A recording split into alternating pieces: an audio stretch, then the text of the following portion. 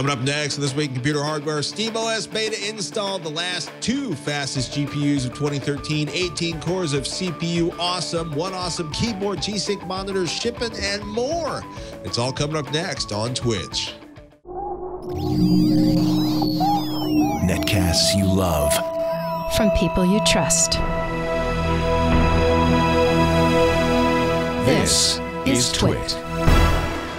Bandwidth for Twitch is provided by CacheFly at CACHEFLY.com. This is Twitch, This Week in Computer Hardware, episode 247, recorded December 19th, 2013. The last fastest GPUs of 2013. Welcome to Twitch, This Week in Computer Hardware. It is almost the end of the year, but the hardware news keeps firing, which is why Ryan Shrout and I are here to enlighten you, inform you, and yes, ladies and gentlemen, answer a few of your questions. I'm Patrick Norton. I'm Ryan Shrout. And I'm just enthusiastic this evening. We should start not with the glory that is the SteamOS beta and its installation, not with the excitement I have at finally buying a new GTX 760 because I needed something that would work with the SteamOS beta. We should start with how people can win something exciting from PCPer.com. So we've talked about G-Sync quite a few times on this show. When Robert was filling in for you, we talked about it then because he's a display guy. He was really interested in it as well. And there's a little bit of a delay and hold up in like how they're releasing G-Sync and how they're going to get it out. But to kind of make up for that, they went out to several of these tech outlets and decided to allow us to give away some of these G-Sync kits. These are upgrade kits. They do not include the monitor. You already have to have the monitor. So you have to have an Asus VG248QE display. That's 144 hertz, 24-inch, 1080p, 3D Vision gaming panel. And if you go to PCPer.com and you look for this contest, titled very cleverly, Win an Asus VG248QE upgrade kit to enable NVIDIA G-Sync, you can follow the directions there. You have to provide a picture of your existing monitor so people don't just like go steal pics from Google Images or something like that. And you know, agree to you have to be in the U.S. and Canada. This is an NVIDIA restriction. And then we will send you one of these 5 kits if we pick your name randomly out of the submissions. So you could be basically, you know, some of the first 20 to 25 people to have access to NVIDIA G-Sync if you win this contest. So it's pretty cool. Like we have our monitor here, but we haven't gone through the upgrade process yet, which is something Alan's going to do for us to see how that works out and how difficult or not difficult it happens to be. Emotional traumatizing, not emotionally traumatizing. Could be either. Oh my goodness. So yeah, so they're shipping. I mean, Heron was absolutely ecstatic talking about those on Techzilla. He's just, for some reason, tearing, I guess, has become the new bane of his gaming existence in a way that I don't really remember it ever being before. Yeah, he's super excited. He's actually hoping to see this technology start to show up in a big way at CES this year. Of course, PCPer is going to be at CES. I'm going to be doing Techzilla at CES. It's going to be an interesting year for CES, in part.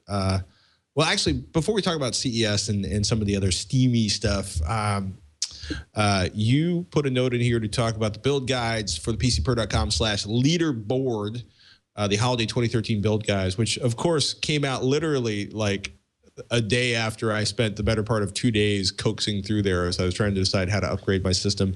You want to start talk about the major changes or you know? Well, so we have, if you go to PCPer.com/leaderboard, we always have these kind of 4 systems, something at like 500, something at like 1,000 to 1,100, and something at 16, and then one at like 3,000. And these are kind of, you know, just 4 price points that we think are fairly common, people go to, and you know, if they're looking to build a system, they don't want to necessarily read through a whole bunch of reviews. They say, I trust the guys at PCPer. How can we, you know, just help me pick the parts? And I trust the guys at PCPer. And we appreciate it. What we hadn't done in a long time, though, is kind of put that into an article form, right? So even though we have the tab at the top and we talk about the leaderboard all the time, sometimes people just come and they read the story. So I said, okay, I told Jeremy, let's put this all together, wrap it up, tell a story about each individual system, why we picked these parts in a little bit of detail, and then provide all the links all in one place so that if people get some extra money for Christmas and they're like, you know what, it's finally time for me to build that gaming PC or to upgrade that gaming PC, that it's easy access kind of right in their frontal lobe, if you will, of data that they've just recently seen. So you can go through there. There's one page dedicated to the budget, build, the low end, the mid range, the high end, and the dream machine. So depending on what your budget is, and obviously you can mix and match parts if you want. But, you know, we've got pretty pictures of all the stuff that we pick and kind of some emphasis on why we selected them this time around. And I think mostly there wasn't a whole lot of changes from, say, what we had the week or two before, actually. The biggest change was a removal of anything regarding the AMD R9 290 or 290X graphics cards, because they're just impossible to find now. When you can find them, they're overpriced. So we took those off the guide and replaced it with like a GTX 770 on our high-end system, for example. So that's pretty much the major change there. But if you're looking to build a gaming PC, and so now in the last month we have provided you these various build guides, and I did videos that showed you how to actually assemble the parts, and then a video on how to actually install the operating system and set up Steam and all that in Windows as well. So if you're a complete noob, if you go to PCPer.com now, we have all the tools collected for you to build your first gaming PC on your holiday break, which sounds pretty awesome. Like, I wish that's what I was doing on my holiday break instead of preparing for CES. But you can actually build a system and prepare for CES. I think you should take a day just for yourself, Ryan, over the holiday. Okay. Just come into the office and randomly pull parts out of other machines and assemble a perfect gaming machine for you. And then you can leave it coated with your tears as you leave it behind and head to Las Vegas for CES 2014. Oh my goodness. Yeah, it's going to be, I have this feeling it's going to be a big CES year, right? We talk about CES, Consumer Electronics shows, basically the annual gathering of everybody and everything in the world of consumer electronics. You know, obviously Samsung, Sony, LG, Sharp, NVIDIA does announcements, Intel does announcements, and that's just the first day at that's basically the press day of the opening day. That doesn't count by like 8 o'clock on the opening day of CES. We've already done like 22 press events, or like 22 press conferences, 2 press gatherings, where there's like 100 vendors showing off their cool new stuff, basically just to the press. And then the show floor opens and the real mayhem of you know, 12,000 vendors or 12,000 products, like 2,000 vendors and 150, 200,000 attendees. I often wonder how much is like, are we just bitching and complaining too much? People don't understand. Like, CES officially starts on a Tuesday. I show up on Saturday and have meetings Saturday evening, right? So a long time ago, I used to show up to CES. If it started on Tuesday, I'd show up like Monday afternoon, go to the hotel, sleep, get up in the morning, and that's when everything started. And everybody wanted to go one day earlier. And then the next year, people wanted to beat those guys, so they went one day earlier. And now everybody's kind of like, I might as well just show up like December 30th, get everybody while they're setting up their demo suites, and then be out of there by January 1st, January 2nd, and we should all be good. So eventually that's what it'll become. And I definitely will be in tears when we get to that point. So yeah, I don't think it's going to be quite that bad, but it's exciting. I think this year is going to be interesting. I think we're going to see 4K content. I think we're going to see well, obviously 60 hertz 4K monitors. I think we're going to see, you know, some 4K desktop monitors or desktop size monitors. And I think we're going to see some interesting, I just feel like there's going to be something big this year because we haven't really had something really big in a couple of years. So I feel like we're due. Steam OS boxes we might see, or Steam I think you'll boxes. definitely see them. Just whether or not that will be interesting or not. I hope it's interesting. So you have a video. I did a review on a Texilobyte to the Steam OS beta and whether or not you should download it. It's a custom version of Debian. It's a distro. It's a fork, if you will. It's customized. Essentially, I'm going to say it's basically Steam Big Picture that runs on Linux, and that's pretty much all it is. Do you want to, you know,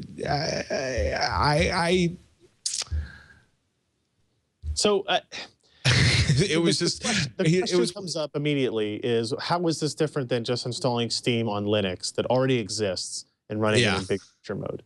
And Well, the truth is, there's not a lot of differences today. So here's the promise from Valve about SteamOS is that the operating system itself is tweaked in a way to facilitate gaming performance, input performance, in a way that other distros are not, right? And I'm not saying, obviously it's Linux, so people could make these changes to Debian or Fedora or whatever they wanted to do, right? So, you know, things like vSync comes hard-coded enabled, you know, once you install. I think the polling rate of USB and the polling rate of the internal clock of the operating system is tweaked or improved some. One of the things that SteamOS will support, and I don't know if Steam on just any random Linux will support, is game streaming. It doesn't support it today in beta, but the streaming capability, which is that's the big one for me. Yeah. So the problem with, so we did a video where we did a Steam OS install, and then at the end of it, it was like, okay, well, let's install some games. And all 12 of them. You look through the Linux library, and there are some good ones, but most of them tend to be Team Fortress 2. Sure, there's that. I mean, like if you're looking for like AAA titles, we found Metro Last Light. If you want like a graphically impressive game, look, there are fun games. I'm not trying to discount the indie scene or anything like that, but there are no or very few like AAA games. So we installed Metro Last Light, and it took a while. It's 10, 12 gig download, and we played it, and it was actually pretty fun, right? It played great. It played, and it looked great as well. It's OpenGL, not DirectX, so like the visual quality settings are completely different. In fact, Metro Last Light literally had one bar. It was video, it was quality, and it went from low to high, and you could like move a slider back and forth between them. It was pretty weird. And the ability to stream is important for, you know, the fact that there aren't a whole lot of Linux games now. The idea would be if you have a Windows PC on your network that has Steam installed and you have lots of games on that Steam library, it steams them remotely, you know, over the local network to that machine. And, you know, it's kind of like having kind of like what NVIDIA does with their Shield PC game streaming, right? Same idea, only you're streaming to a SteamOS box. You don't need a whole lot of horsepower for that. So installing like a GTX 770 or a Titan or something is kind of overdoing it until they actually get games native. Yeah. So well, that's part of what's funny though is they do want you to use a fairly well outfitted machine. They do want you to have a bunch of memory. You know, you basically you can either do a traditional install, but what they really want you to do is you know, basically drop an image onto a thumb drive and use Clonezilla to image that onto the hard drive. The specs are, they want a 64-bit processor and 4 gigabytes of RAM minimum. I mean, it's funny. It was like I was just so profoundly underwhelmed because I was like, the media stuff isn't there, and the streaming, because the streaming is what makes this really killer. You know, and it's funny. I'm really curious to see what they end up with at this point, because the idea is solid, but the library is a mess. Or it's not the library is a mess, it's just it's a Linux library at this point.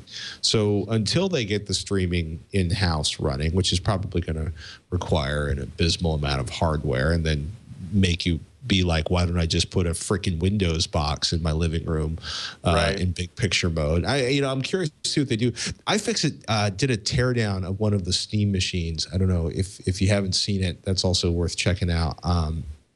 Because you know, they released 300 beta kits, and the kit somebody I guess loaned to the iFixit people. They spec'd out at being roughly $1,300 in parts. But it's you know, there's this the box they sent it in was I think probably the best part. I don't know if you have the link to that one. Faster than light. Sorry about that, Burke. You know, when you think about it, like they really, this is like a classic kind of like early adopter amazing experience, because you get this like custom built case. And you open it up, and the design is actually really gorgeous. Like there's the box there. It looks like some sort of, you know, military shipping package for something frightening and exciting. The remote actually looks better than I expected it to, and I really actually like the box design. I think I like it better than the Xbox One or the PlayStation 4 design. And then you kind of get inside, and it's like, wow, there's a massive GPU in the front of this box. Just a normal desktop graphics card. And it's a really interesting sort of micro ATX design, or excuse me, mini ATX design. It's funny. So like they started shipping these, and we saw pictures of it come out. And Ken was here, and I said, Ken, that looks really familiar. And I had literally just gotten in a micro ATX case from Silverstone. And I went and I picked it up, and I looked at the back of it, and then I looked at the back of, like, the pictures of the back of the Steam box, and I go, this is the same case. It's the same case with, like, the modifications of the halo coloring on the front and that type of thing. And I think the iFixit teardown showed that it had like a 450-watt SFX power supply, which is a custom power supply form factor that Silverstone makes, right? And I was like, well, that's the power supply that Silverstone just sent me this week as well. And so I started looking through all this. It's like, I can build the exact same thing. Is it the ML06? I don't remember the model number now. Yeah, I'm gonna be a bad tech guy and not remember the model number. I think it's like, it's brand new. It's the it's a Raven RVZ01 is what it's going to be called. So it's probably not a coincidence that it's being timed as the release as all this is kind of happening too. So it's RV01? RVZ01. Definitely not the RV01. It's a full-size case. Yeah. I don't even think it's up on the Raven website. It might not be. It may be. Hopefully, I didn't speak out of turn, but I have it here, and I saw some people. I saw Maximum PC post a picture of it recently too. So, we're going to do a build video of it, and we're basically going to say like, hey, if you want to build the Steam box, yeah, that power supply, that's the power supply we have. It's a cool case. It's a neat design. I like it. It has the riser card so that the graphics card is in a 90-degree, or I'm sorry, it's actually parallel to the motherboard as opposed to 90-degree perpendicular angle. So it literally looks the same. Cool. Want one. Sorry, I'm just like, that's like that happen. Mini ITX boxes. I'll build it. I'll build it. That's actually a really cool box. We should probably swing things back away from Steam OSs and Steam boxes, but the Steam machine looks really good. I don't know how, I don't know if anybody's going to pay. The operating system itself's up in the air, right? Yeah, it's one thing for Sony or Microsoft to eat the cost of expensive hardware to get their operating system out there or to get their platform out there. I don't think Valve has pockets that deep. And I understand Valve has created Steam machines at differing price levels that will deliver a differing experience, right? If an onboard AMD GPU is going to be different from a standalone, $1,000 GPU. It's the nature of the beast. I'm just really curious how this plays out because I don't really know if I see this evolving into a console, and I think that's what it needs to be to live up to its hype. That said, the operating system works. But it's man, there's just that whole core issue with there's no DirectX, which means there's no Windows games. So we'll stream Windows games. This means you still need a PC to do the Windows game stuff. It's I wait with bated breath. I will say though, it was snappy. It felt good. And it was only I don't know how much of the pain of installing the operating system was the actual annoyances and frustrations we had. Because it was okay, good. That makes me feel better because I was like, maybe we're just doomed. But on top of we just couldn't figure it out. Well, it was I'm not bad. Did you have it overwrite your thumb drive the first time? No.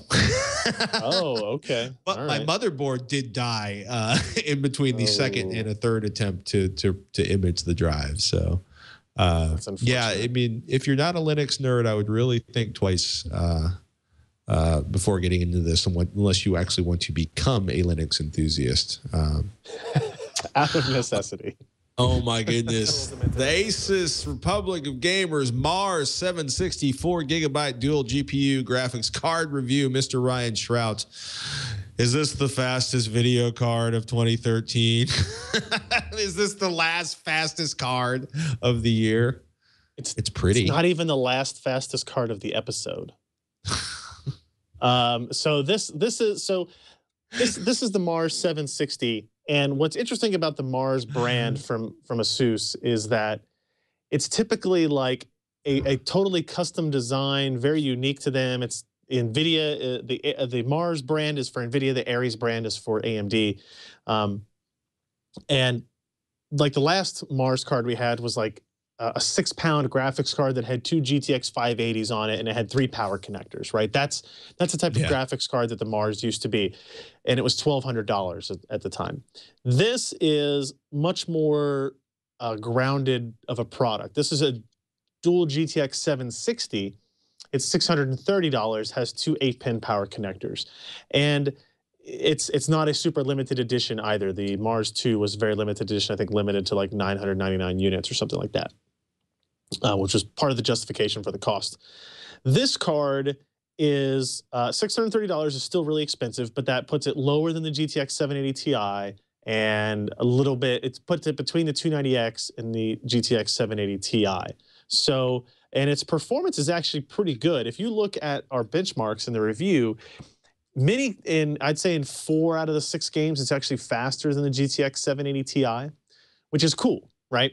It's faster and it's less expensive. The problem is, it's not really a problem, but it is a problem. It's something to consider.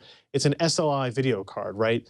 It's got 4 gigs of memory, but it's only got 2 gigs per GPU. So you're always going to be dependent on SLI scaling for you to get the full performance out of this card. Luckily for potential buyers, NVIDIA has proven that they are, you know, in terms of multi-GPU preparedness, they are the kings, right? They never had these stuttering issues. They never had these frame pacing issues. They are always releasing drivers on a regular iteration to improve performance, but they can't solve everything. They're not going to get 100% scaling out of these 2 GPUs. And sometimes you're going to get 60 and sometimes you're going to get 90, right? And so it all just kind of depends on the game and the architecture and a whole bunch of other caveats. So if you're gaming at like 25 by 14 single display, I think the Mars 760 is actually a great card. You're going to be able to max out everything, and you know, you'll be able to play at better frame rates than you would with a 780 Ti. If you're gaming on a 4K monitor or you want to go into surround, the 2 GB frame buffer per GPU will probably become a limiting factor, and I would not recommend it, right? So that's the unfortunate part, is that it's a cool custom design. Take 2 GTX 760 GPUs, glue them onto a PCB, put a PCI Express bridge chip between them, and sell it because it's better performance. The problem is it's SLI and Crossfire inherently have different concerns, additional concerns than you do with anything on a single GPU. It's still a neat card. Like, it's pretty. I don't know what this the texture of it is, kind of like I think they called it like a rubberized paint, if that makes any sense. I like the texture of it. I mean, you're not going to be handling your video card very often, I guess. It does have an SLI connector on it, which is interesting because the single GPU GTX 760 that exists today only has 1 SLI connector, which means you can only do 2-way SLI in the 760. With this SLI connector, you could do 4-way GTX 760s if you had 2 of these Mars cards. So if you're crazy and you want to go that route, you can absolutely do it. But keep in mind that 4 GPUs definitely don't scale 400% of a single GPU. So, you know, things to consider. There's that. There's that. It would be nice if it did. There's that. It would be nice, wouldn't it? It would just be, it would be thoughtful.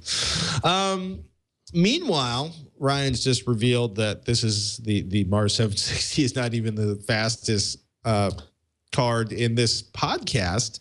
Would that be the Radeon R9 290X Direct CU2 graphics card? That would be this video card, this ASUS video card. It's like the episode of ASUS video cards. So, do I even want to know how much that is? You've been on the show. Say again. Do I even want to know how much this is? This is only $20 more expensive than the reference cards. Oh, okay. So this is, you've been around since the R9 290X and the R9 290s released. Right. I was impressed with the cards, with the GPU's performance, but they had issues. They had they didn't have frame. They had clock variance issues and performance issues between retail cards and press sample cards and all that headache, right? And one of the things that we said fairly often was, well, maybe when the retail cards come out, it will fix everything. This is the first retail card that we got into our office. This is a single R9 290X GPU. It's a big card, but it's still just one GPU, and it's using the Asus DirectCu2 cooler and custom PCB on its design. You can see on this side, I don't know how well it'll come across, but this is a 10 millimeter heat pipe along the top, direct contact heat pipe, and on the bottom you've got 4 smaller heat pipes that all move heat from that single GPU to the fans to be cooled by the 2 fans on here.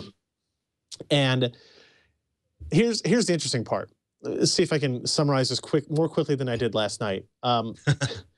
This GPU is only spec'd 50 megahertz higher than the reference card, than a retail card that you may have bought, a week or 2 ago, right? So those cards are rated at 1,000. This card is rated at 1,050 megahertz. But thanks to the improved cooler, it keeps the GPU at a much lower temperature. It runs much quieter. This card ran over a 25-minute gaming period, ran 178 megahertz faster than the purchased reference cooler card from about a month ago. Wow. Which is about 17% of the supposed rated performance of these cards, right? So that's a huge difference. So this Asus card, instead of running at 95C, was running at 77C. Wow. And the clock speed stayed at 1,050 megahertz the whole time over like a 25-minute extended gaming period. The GPU is going to get as hot as it's going to get there. And it's 6 dBA quieter than the reference cooler, which is a huge amount, right? I think that's twice the sound pressure, I think, when you go up 6 dBA. That's a huge chunk. I mean, and it's funny because I was looking at, there it is. Running Metro last night for an extended loop. We never saw the GPU temperature exceed 86 degrees Celsius. 1150 megahertz clock speed was pretty much fixed. The fan speed sprayed around 2,000 RPM, that's 53%. Man, basically this is, 30% more like surface area, or, a whole bunch of copper, like 30% more surface area. The massive heat pipe, which is a huge increase over the 8 millimeter heat pipe. And literally, this is a case where some intelligent design on a cooler makes a ridiculous difference in the performance of a product. This is impressive. This is a great product. The problem is it's not going to be available until mid-January. Like, it's not even supposed to be released until mid-January. So not only do you have potential availability issues because of Bitcoin mining and Litecoin mining and all that other stuff, you're going to have to wait another month or so before you even have the opportunity to buy this. And when it comes out, the MSRP is going to be $569, which is $20 higher than the MSRP of the 290Xs today. But will you be able to purchase it at that price? Will people be marking it up because they know it'll be a high demand product? There might be some other issues with that, but it's great for AMD that they have these retail cards now, these partner cards that they can lean on that kind of solve all of the problems that I had previously. But it's like, why would AMD knew that this was going to happen? Like, they had to know that this was going to be such a drastic difference. And yet they still went with this blower design cooler that is so much louder, so much hotter, so much less efficient, and created kind of this, I would say, not negative, but like tepidly positive reaction to their product.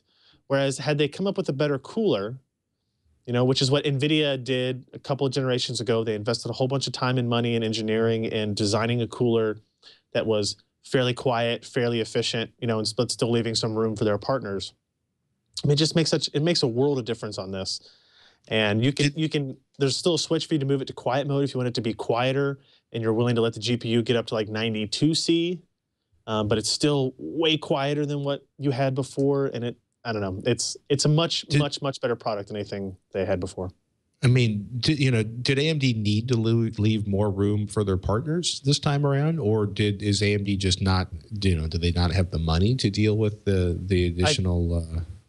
I think that's probably it. I think it's probably a manpower and man hour issue, right? It's do they have the money to invest in the people to fix these problems, or let's take our cooler from last time, we'll improve it just a little bit, it'll be fine, people will understand, and we'll move on. I don't think they purposely wanted to prop up their partners in such an amazing way, right? And because people were buying these reference coolers. These reference coolers are going to continue to exist for the next year or two, probably. I got our second custom 290X card in this morning from Sapphire that has a triple fan design on it that we ran today that never dropped below its overclock speed of 1,040 megahertz, and it was significantly quieter than the reference, right on par with this Asus card, right? So the retail cards are going to be, so far, based on the two I have tested now, so much better, right? And the same thing is going to happen to the R9 290. So this is the 290X. The new one I have is the 290X. Those are $550 cards. The R9 290, which is almost the same GPU, same PCB, they're going to apply these same coolers to it, and that's going to be $399. Add $20 to $50 for the custom design, right? So, if they could get a $420 direct CU Asus R9 290 card, as it stands today, that would be the hands-down recommendation card for an enthusiast gaming system, because it will run at the clocks it's supposed to, it will be quiet, and you'll be able to overclock it. And that's not something that we were really comfortable saying about the retail cards that existed before. It's so weird. It's so weird that it's so much different. Like, usually when the GTX 680 came out, we review the reference card, and then a month goes by, and all the NVIDIA partners are like, hey, Ryan, you want to review our retail card, our custom cooler? And I'm kind of like, yeah, I guess send one over. But the differences are usually minimal, right, in terms of temperature and performance and those types of things, that it's kind of not a very interesting article. The fact that this is so different and it behaves so much better is odd. It's good, but it's odd. I don't really know. Right. I don't know how else to characterize it. It's so weird. No, it's weird. As somebody who's been doing it for 15 years to see, and it's not like they used a custom water block on it. It's not like, this was some magnificent new out of this world cooling solution that Asus used. This is the same cooler design they've been using for the last year on various high-end cards. It's just, they applied it to an architecture that drastically needed it, I guess I'll say. How's that? Yeah, it's Unigine Heaven 4.0. Oh my goodness. Yeah. That's yeah. Yeah. There you have it. Yeah, there'll be more. We won't have an episode next week, but I'll have another review of that Sapphire R9 290X retail card if anybody wants to step in for that. Now, what's interesting about that one is Sapphire claims that one may be available the week of Christmas. If so, that would be pretty interesting, because that would be 2 to 3 weeks ahead of this Asus card. So we'll see. It's just, as soon as they can get out there, hopefully the Bitcoin, Litecoin miners won't drive the price up and screw all the PC gamers out of it. But is that pretty much where all the 290s are going right now? Bitcoin enthusiasts. We've had this debate at PC Perspective for a couple of weeks trying to figure it out. It's really, really hard to get any kind of specific data. But if you go look on eBay and Craigslist, and you see cards for sale well over MSRP, specifically mentioning Litecoin mining. Got it. So it's definitely part of it, but I don't know at what percentage, or versus what percentage of it is simply lack of AMD having available GPUs. My hope is that it's more so my guess is, my hope is AMD was holding back some of these Hawaii GPUs, and instead of making reference cards with them, they said, let's hold off a couple of weeks. Let's fight through a couple of weeks of shortages, knowing they're going to take a hit from the media, and instead make sure we get as many of these cards out, or Sapphire or XFX or MSI instead, because these are going to present such a much better, image of our product than what these cards did, the previous ones, right? So I hope that's what happens, and I hope when January hits after CES, the market's just flooded with 290 and 290X custom designs. I don't know if that will be the case, but we'll see. Oh my goodness. Yeah, it's Yeah, the whole everybody who missed out on Bitcoin is now just going berserk trying to catch up on Litecoin. Yeah, and it's. I'm glad I'm a mid-range gamer. GTX 260s are not nearly as exciting to that crew. I love a good keyboard. I have, a stash of vintage IBM Alps mechanical switch keyboards. You have blown through a staggering number of keyboards over the years, and you did not expect to be impressed when Seasonic called you up. And is it the Topre or Topri or Toper? The type I have heaven. no idea. I have no idea. It's a Japanese company. Let us call it the Topre. I was calling it the Topre. Somebody in the chat room last night told me it was called Toper. Toper, but like if you when look the English up, reversed the RE for theater. Yeah, it's a Japanese name, and so I think they said it something like, I don't know, I can't do the enunciation that you would do in Japanese, but I go, yeah, that's probably correct, but I'm not saying that. So, Topre, type heaven. The interesting thing for me is I've never considered myself a keyboard snob. If I find a $40 Logitech set or Microsoft set, I'll buy a few of those for the office because we go through keyboards fairly often. And I like the feel of typing on Cherry keys, but I kind of hate the noise. My wife definitely hates the noise of the Cherry keyboards. And so Seasonic is actually the distributor of these keyboards in the US now. And they're, 2-year warranty and all that. So like, hey, you want to try one of these? And I said, you can send it over, but no promises. And so as most of the time when somebody sends me a keyboard, I just replace whatever keyboard's on my primary writing desk and use it for a little while until I get tired of it and move on. And I really like this. It's a, what do they call it? Electrostatic capacitance switch on it. It doesn't have like a mechanical click to it. And in fact, you don't have to press the key down very far, maybe like 4 millimeters, something like that. I don't know what it is, before it to register. And when you do push all the way down, you don't get that kind of hard snap click that you get with a lot of the Cherry keys. Go ahead. I mean, let me amplify that.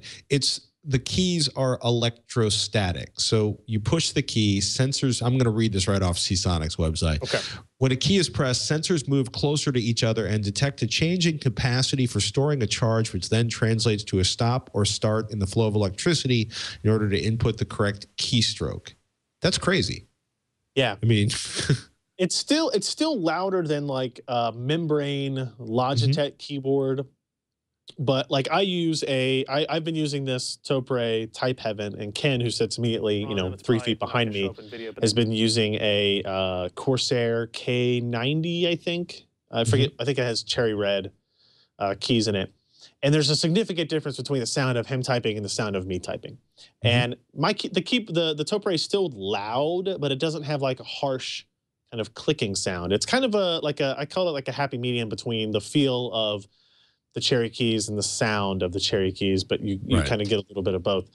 The downside to this is it's $150, which is not super expensive in the world of Cherry keyboards, right? That's it's on the high side, but it's not way outside.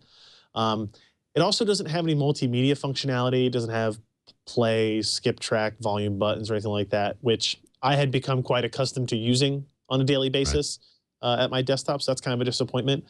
But I liked typing on it enough. I was writing thousands and thousands of words of articles over the last month, and it's comfortable, right? Like my fingers don't hurt afterwards, my wrists don't hurt afterwards, and that's really the most important thing to me. And if I have to use my mouse to go to Spotify and hit pause instead of reaching for a button, I'll do that, I guess. Damn, but it's pretty nice. But I understand that a lot of people have just like this mental block of paying $150 for a keyboard, and I totally understand that.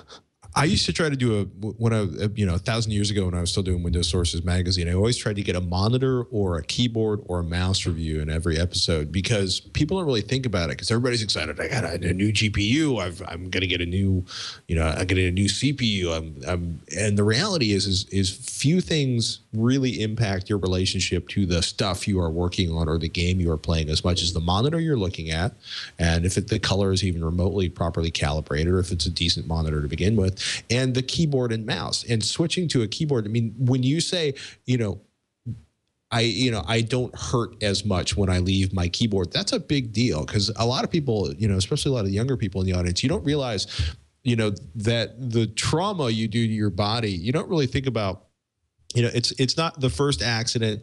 It's not, the last walk you took. It's the 42 million keystrokes in between 12 and 40 that starts to pile up after a while. And getting especially if you are writing for a living, if you code for a living, I have several friends who code for a living who have destroyed their wrists and have to use these really insane keyboard designs like back keyboards to keep, to actually be able to do their jobs and function. So I like the idea that there's something out there that's moving the technology forward. I'm apparently they've had this patent since 1984. Huh. They've been making keyboards for a long time, but it's just not. It's not a brand I had heard of until Seasonic brought it up to me. People had been importing these in the U.S. There are some other small places that were selling them, but Seasonic now is the primary distributor in the U.S. And they're like, "Hey, you want to try one of these out?" I was, sure, I guess. The number one Japanese keyboard manufacturer. Yeah. And I think they have several other models. I think this is the only one that they're carrying in the U.S. right now. But I guess depending on what the reaction is to it, they may bring over some other models. I would love to see, for me, I would love to see this keyboard with some multimedia functionality, and I would be great, right? Just, they don't even have to be the special keys. If it's a cost issue, you can make them standard keys because they're not as as important in that way. But still pretty cool stuff. I like it. Intel Broadwell EP Xeon E5 V4, because why not? Scott wrote this up for PC Perspective. So this is basically leaked details from VR Zone, who, quote, knows how to get a hold of Intel slides. So this is the product line predicted to replace Haswell EP at some point in the summer of 2015. Possibly around the Intel Developer Forum. Intel's first 14 nanometer Xeon processor. What do you think? I mean, anything particularly surprising on the leak other than it's small and it should be fast? Well, this is not going to be small. A small process. My apologies. Oh, yeah. So first thing, this is Broadwell E. So we just got Ivy Bridge E. We still have to get Haswell E, and then we'll get Broadwell E. So this is a 2015 product for sure. But the idea of having a processor that has 18 cores and 36 threads per socket is pretty awesome. And up to 45 megs of L3 cache. And up to 1 teraflop of double precision floating point performance per socket, of just raw CPU power, no GPU involved in that number at all, which is pretty impressive. Now, it's CPU only, so it's not like AMD's Kaveri APU that will launch early next year is going to have about 850 gigaflops of performance, including its CPU and its GPU. And that's obviously a 2014 part versus a 2015 part for this. But something about having a dual processor, 36 core, 72 thread system just sounds really awesome. I can't imagine that software will advance to the point in between now and 2015 that we'll need that for any kind of standard use cases.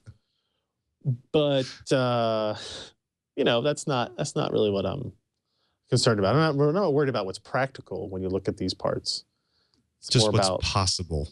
Yeah, quad channel DDR4. Still PCIe 3, still 40 lanes of it. No dramatic improvement there. And I believe, maybe I read that wrong, 160 watt TDP, which is pretty high for those of you that aren't keeping track at home. But it's a big monster processor. This could all be completely wrong. I don't know, but an 18 core processor, I'm okay with that. 18 cores per socket, 36 threads per socket, ridiculous amounts of cache. Yeah. Hey, I'm you okay it's with all that? good. I'm okay with that. You know what? I want everything on the internet to work better and faster. Yeah, because I'm selfish that way. Oh my goodness. We love your questions, folks. Twitch, TWICH at twit.tv is the email address, or you can hit at Ryan Shroud or at Patrick Norton. We got an interesting comment from Steven about building versus buying, and it's something I can relate to. He says, as a regular, I listened to your discussion about PC building versus buying with interest. I've been in a house with a computer since 1981, although there was a break along the way after leaving my parents' abode. I know that feeling. The first PC I personally owned was a 386DX 40 shop spec with similarly dated interior furnishings. The focus back then was on the CPU, and video cards were not yet an item. I've owned several PCs since then, but while I followed hardware news and was comfortable with software, remained loath to build my own or, in fact, fiddle with the insides. I gradually moved towards plugging additional hardware in and eventually got around to building a PC about 12 years ago. My PC worked. It ran well. It had a good, long life, but it was messy. I have too many thumbs, and I am not a person to whom you would willingly hand a hammer and nails. Cables ran everywhere. I ended up with spare bits, and the result was untidy. Since then, I have returned to picking the hardware and paying someone else to put it together. What for me would be a 4 or 5 hour job is half an hour for somebody who does it all day, and it's worth the extra $50. I am happy to open the case up and add a drive or other hardware, but building the whole thing is just not logical. So yes, there are listeners like me who like to know what's happening in hardware news, but don't actually slot it all together. As always, great show.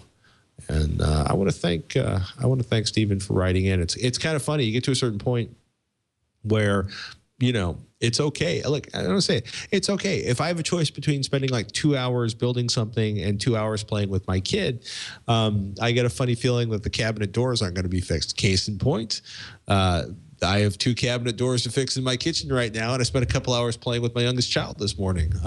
You know, it's okay. It's okay. It's okay to buy what once. Right, 100% agree. That's why we still do. That's why part of what we do in PC Per is still, you know, full system reviews. Right, we do those every once in a while because we know there's an audience for that. People who read up, want to know about the stuff, but then don't want to have to go through the final step of putting it all together.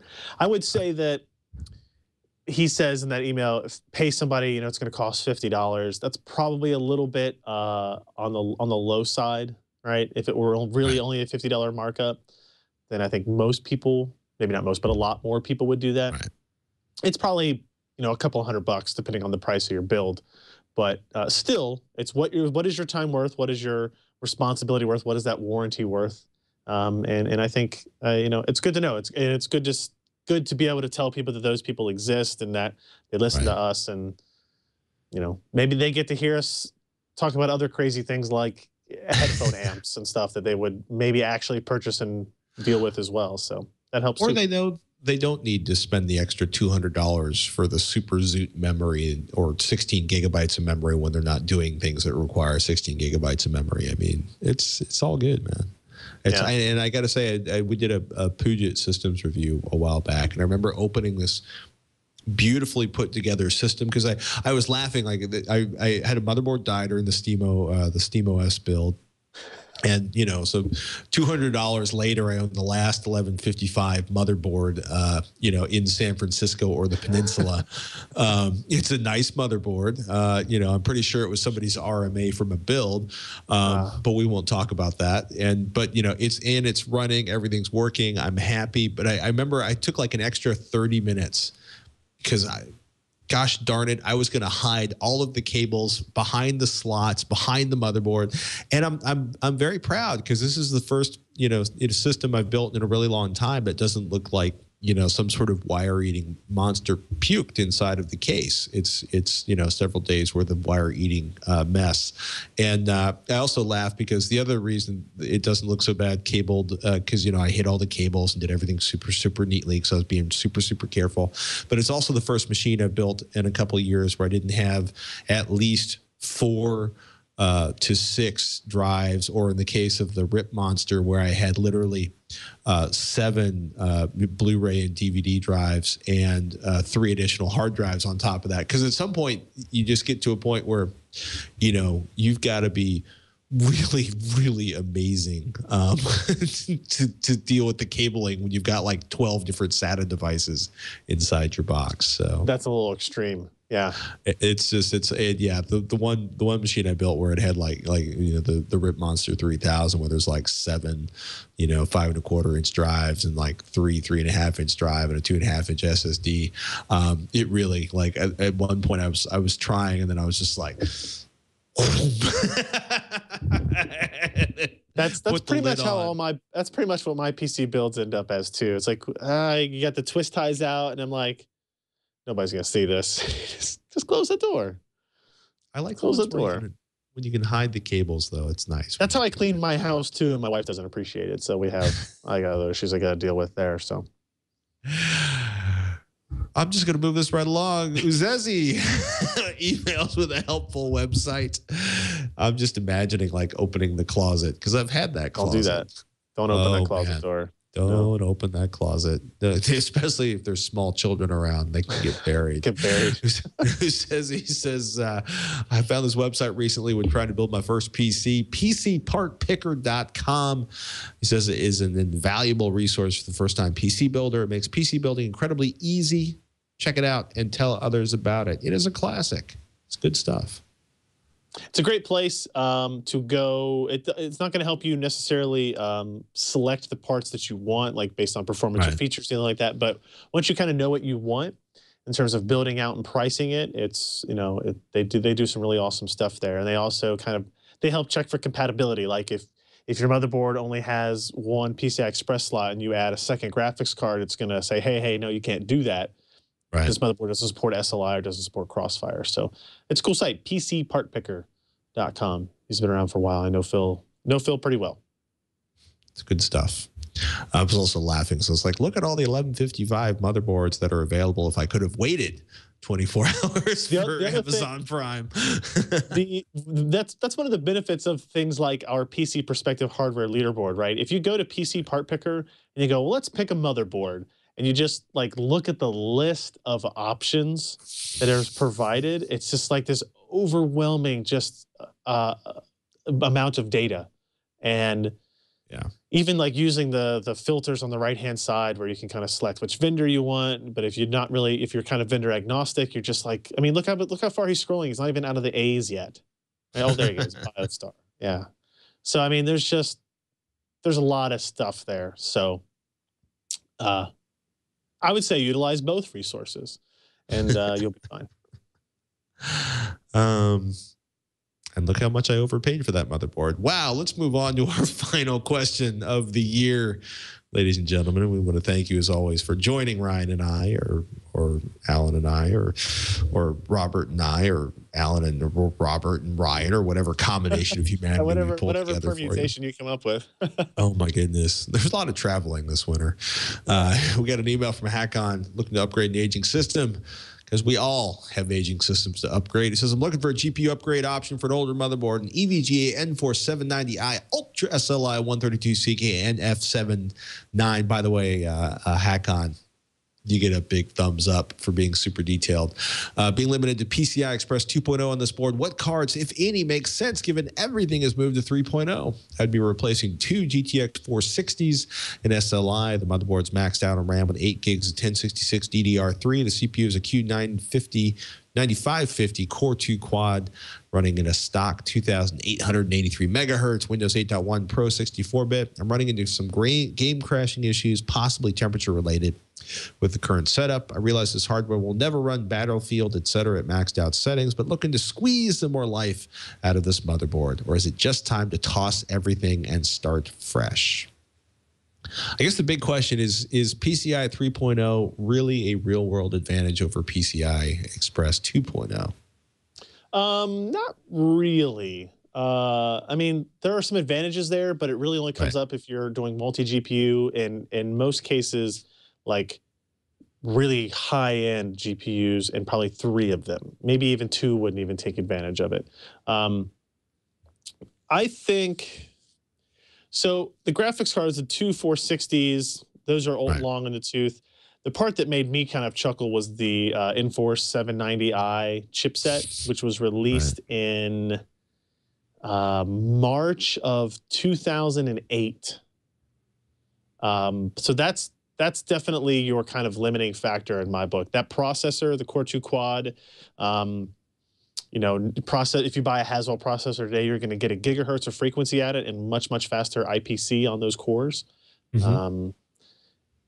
You could still, is that DDR3? Is that really DDR3 memory? I thought that was DDR2. If it's DDR3, in theory, you could use, it is DDR3. It was actually NVIDIA's first DDR3 memory controller.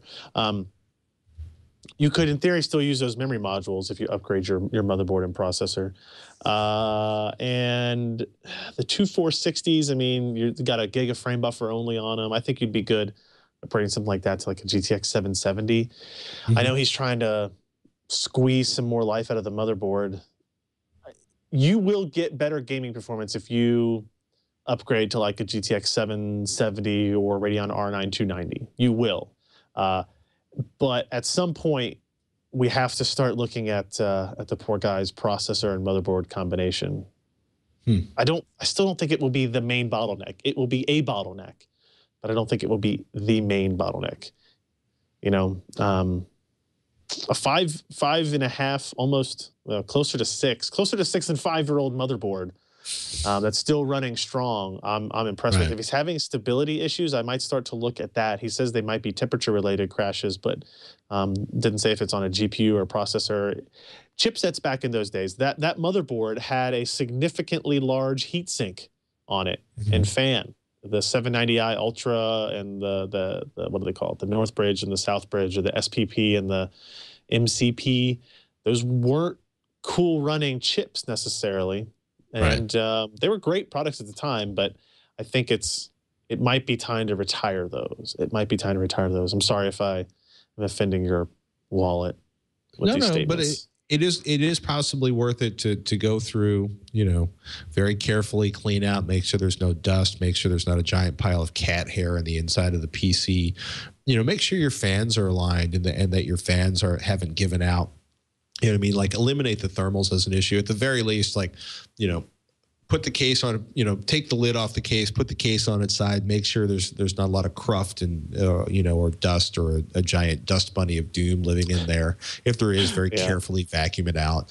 And leave the lid off and try gaming for a couple days and see if it is an actual thermal issue. And if it is, maybe you spend $40 on fans, put 2 in the front pulling and 2 in the back pushing, and see if that eliminates the thermal issue on there. Because I know the joy of keeping a gaming system running for 5 years, and it gets ugly at the end, even without some sort of massive emotional shift like AGP to PCI Express, where you really get, it's like, where did all the AGP cards go? Where? Oh my goodness. And I got to mention it. The Verge has a great look at the new, pictorial look at the new Mac Pro, which fascinates me. And 9 to 5 Mac has a great write-up, by the way, on the apparent shortage of Mac Pros, where they're talking people who started ordering were originally receiving shipment dates in like February, and now we're looking at March. Oh, geez. Yeah. I should probably pull up. Let's go to Apple. If I pull up apple.com. Man, these are awesome looking computers, but it is a magnificent piece of engineering. It is unbelievably cool. It is a huge, unfathomable leap forward in just aesthetic design and doing a lot of obvious things in terms of handling the heat. You know what I mean? Like, we were blown away. It's like, you put the power supply at the top and the heat's at the top, so the heat doesn't go from the power supply at the bottom and over all of the stuff that doesn't need heat, like the CPU and the G. You know what I mean? Like, that alone is brilliant. But this, where you basically, put the things that generate heat in the middle and create a stack effect so it pulls the heat right out. So yeah, you got to wonder how much of that aesthetic design is causing the shortage of parts. Well, yeah, I mean, and these are also, it's like it's partially so frustrating because you're looking at a basic build of $3,000 for a quad core, $4,000 for a 6-core. Yeah, basically, if you order one online right now, you're shipping in February, available for pickup. Check availability. This will be really funny because I'm in like Apple ground zero here. Yeah, you are. Yeah. They'll be for Mac Pro, ships to store. Ships to store when? Nothing. No, actually, maybe I don't know. It's hard to tell. We had many people like ask on Twitter and through email or in the chat room, "Hey, you're going to review one of the new Mac Pros." And Apple's not giving me one. Yeah, and I'm not spending $5,000 on a computer that will be really awesome, but that I know is overpriced. It's going to be cool, but if I needed that performance, then I would go elsewhere personally. But and that's what's so frustrating about it is because you look at this and it's like, it's funny because so many of the people I know who are still using Mac Pros have them utterly stuffed with hard drives. And there's that cartoon that was floating around where they showed all of the stuff you'll have to plug externally into this svelte, elegant design. But it's cool, man. Just Thunderbolt that stuff, right? You got Thunderbolt accessories. I love Thunderbolt. I got a $50 Thunderbolt cable. $50 per cable you want to connect. I'm gonna use that cable everywhere. I want to buy a Thunderbolt adapter for my Core i5 with the GTX 760, just so I can use that cable more. Is that you, Burke? It's really freaking me out if that's my automatic focus. I'll have to go to, definitely not until, I'll probably have to wait till after CES because I'm not going to go to the Apple Store during the holiday buying season to see if they have one of these there in person. Look at it. The best reason to go to the Apple Store during the holidays or any mall this close to Christmas is because of how good you'll feel leaving. No. My issue would be leaving the mall and then having to sit in the traffic getting out of the parking lot. I'm Patrick, it's okay. I'm much safer sitting in my house, sitting in my office, as I have done most of the last several days.